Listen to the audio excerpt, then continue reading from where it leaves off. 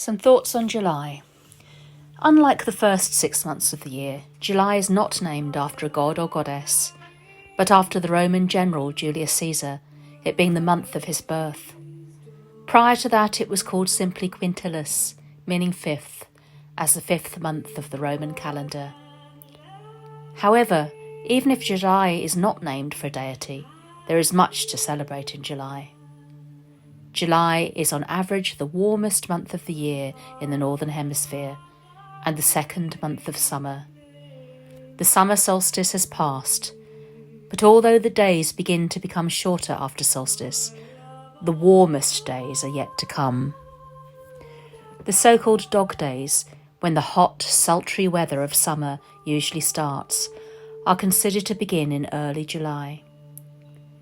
The dog days were historically the period following the heliacal rising of the star system Sirius, known as the dog star, which the ancient Egyptians connected with the goddess Isis. The rising of Sirius each year predicted the annual flooding of the Nile, which was connected with the mysteries of Isis and Osiris. In Rome, the Ludi Apollinaris were held in July in honour of the god Apollo, his sister Diana and his mother Latona. Tradition says that at the time of the first games, which were only intended to be a one-off celebration, the Romans were invaded by an enemy, but a cloud of darts and arrows sent by the god fell upon their enemies, and the Romans returned to their sport victorious. Since this time, the games became an annual event. Apollo is both the archer god and a god associated with the sun and light, and it is fitting to hold a festival in his honour during the warmest, sunniest time of the year. Before the Roman names for the months were adopted into English, a Germanic calendar that had been brought to England from mainland Europe by Anglo-Saxon settlers was used to divide the year into 12 or sometimes 13 lunar months. The 8th century CE monk Bede gives us the most detailed account of this in his work De Temporum Ratione, The Reckoning of Time. June and July were together known as Litha, an Old English word meaning calm, mild, gentle, or navigable, referring both to the warm, mild weather and to the calm seas around this time. The lunar month corresponding most closely to July was called Aftera Litha, meaning late Litha or after Litha, whereas the lunar month corresponding to June was called Era Litha, before or early Litha.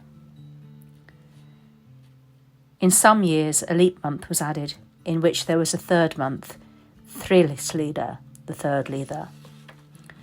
Although some modern pagans use the term Litha to mean the summer solstice, because it is the festival that falls between Era Litha and Eftera Litha, Litha was most likely to refer to the calm, navigable seas, which were very important to the Saxons and Vikings.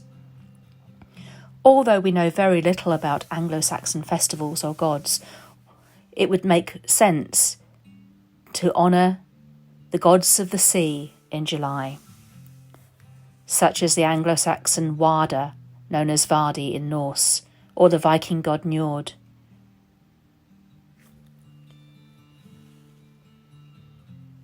The supposedly Celtic tree calendar, made popular by Robert Graves, of which there are now numerous variations, places the holly tree as the sacred tree for July. This is called in the Ogham script Tin.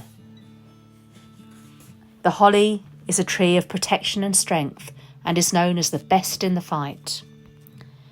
In British folklore and in modern Wicca, the Oak King and Holly King are personifications of the waxing and waning year, respectively.